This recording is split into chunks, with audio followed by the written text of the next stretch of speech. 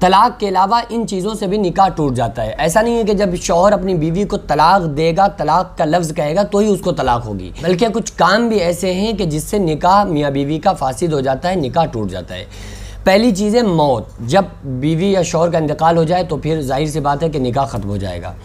اس کے علاوہ دوسرے نمبر پہ آتا ہے خلا۔ خلا اس کو کہتے ہیں کہ بیوی اپنے شوہر کو کسی معاوضے پر اس کے نکاح سے نکلنے کی مانگ کرے کہ تم مجھے آزاد کر دو، اس کے بدلے میں تمہیں یہ چیز دے دوں گی، یا میرا جو مہر ہے وہ میں تم معاف کرتی ہوں، میں چھوڑتی ہوں، لہٰذا تم مجھے طلاق دے دو، مجھے آزاد کر دو، تو اس سے بھی طلاق بائن پڑ جاتی ہے۔ اس کے علاوہ آتا ہے ایلا، یعنی شوہر اپنی بیوی سے 4 ماہ سے زیادہ 4 ماہ کی قسم کھا لے کہ 4 مہینے تک ہم تم سے ہم بستری نہیں کریں گے، اور اگر وہ شوہر بیوی سے ہم بستری کر لے تو پھر قسم کا کفارہ لازم ہے۔ لیکن اگر وہ 4 مہینے میں بیوی سے ہم بستری بھی نہیں کرتا ہے اور بیوی کو کسی قسم کا خرچ بھی نہیں دیتا ہے، اور جو بھی ازواجگی زندگی میں جو شوہر کے اوپر جو ضروری چیزیں ہیں، جو شرائط اور اس کے فرائض میں سے ہیں، اگر ان کو انجام نہیں دیتا ہے تو بھی طلاق بائن پڑ جائے گی اور طلاق ہو جائے گی۔ اس کے علاوہ آتا ہے لعان۔ شوہر اگر اپنی بیوی کو زنا کرتا ہوا دیکھ لیتا ہے اور معتبر شرعی گواہوں سے اس کو ثابت نہیں کر پاتا ہے تو اس صورت میں لعان کا حکم ہے، اور لعان یہ ہے کہ شوہر 5 دفعہ قسم کھائے گا کہ میں اپنی بات میں سچا ہوں، اور اگر میں اپنے اس دعوے میں جھوٹا ہوا تو مجھ پر اللہ کی لعنت ہو، تو اس طرح سے بھی طلاق واقع ہو جاتی ہے۔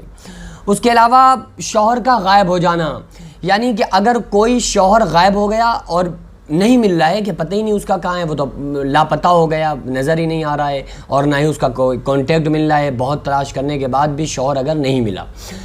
تو امام اعظم کے یہاں اس کی مدت بہت زیادہ ہے کہ عورت کو بہت زیادہ انتظار کرنا ہوگا۔ الگ الگ قول ملتے ہیں، ایک جگہ 90 سال کی مدت بھی ملتی ہے کہ 90 سال بیوی انتظار کرے،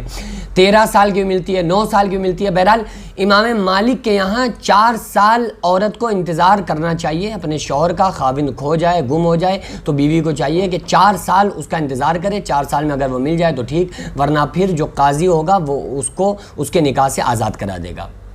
اچھا، یہ ہم لوگ جو لوگ حنفی ہیں، ہم لوگ الحمدللہ حنفی ہیں، تو ہم لوگ امام مالک کے فتوے پر عمل کیسے کر سکتے ہیں؟ اس طرح کر سکتے ہیں کہ شریعت میں ایک چیز ہے، اصول میں عدول آتی ہے، یعنی کسی مسئلے میں عدول کرنا، تو عدول کر کے یہ ائمہ اور جو مفتیان کرام ہیں وہ حکم لگائیں گے، ویسا ہی قوم کو کرنا چاہیے۔ اس کے علاوہ آتا ہے نکاح کے بعد رضاعت کا یقینی علم ہو جانا، یعنی کہ جب نکاح ہو گیا آپس میں، اس کے بعد یہ پتہ چلا کہ یہ جو نکاح ہوا ہے یہ آپس میں بہن بھائی ہیں، رضائی بہن بھائی ہیں۔ رضائی بہن بھائی کس کو کہتے ہیں؟ یعنی کہ کسی کی لڑکی ہے اور اس عورت نے کسی لڑکے کو دودھ پلا دیا، کسی اجنبی لڑکا ہی چاہے کیوں نہ ہو، کسی لڑکے کو دودھ پلا دیا۔ اب وہ جو اس کی سگی لڑکی ہے عورت کی، اور وہ لڑکا جس کو اس عورت نے، لڑکی کی ماں نے جس کو دودھ پلایا ہے،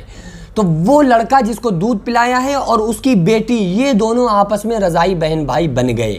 تو ان سے پھر نکاح جائز نہیں ہے۔ اور اگر پتہ چل جائے نکاح کے بعد، نکاح ہو گیا پتہ ہی نہیں تھا، لیکن اس کے بعد گواہی مل گئی کہ بھائی